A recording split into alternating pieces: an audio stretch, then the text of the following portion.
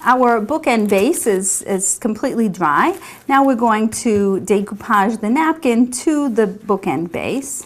You want to start by opening up your napkin, and we're going to cut our napkin a little bit bigger than the base, the front of the base.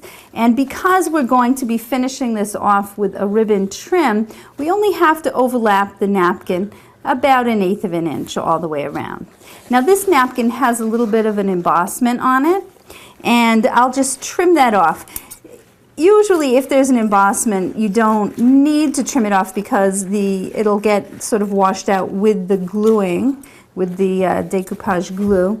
But since we have plenty of napkin and plenty of room to cut it off, we'll just trim that off.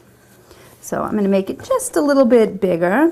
Now the napkin will stretch a little as you're working with it because the glue will make it expand a little bit. So you don't want to make your overlap so big that when you're doing it, it overlaps a lot, just a little bit like this. Okay.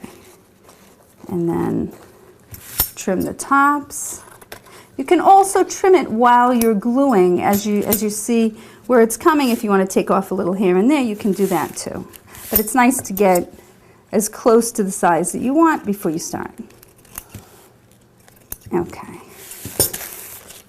Now I'm going to separate the napkin. Napkins usually come in, 2 or sometimes 3 ply, and you just at the corner kind of pull those layers apart.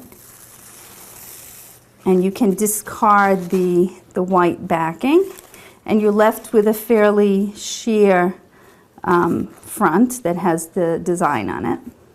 Now for the bookend, we're going to start at the corner of the base here and work our way out to the end because the napkin does stretch a little as you go. So you want to start in the middle and work out, and then in the middle and work up.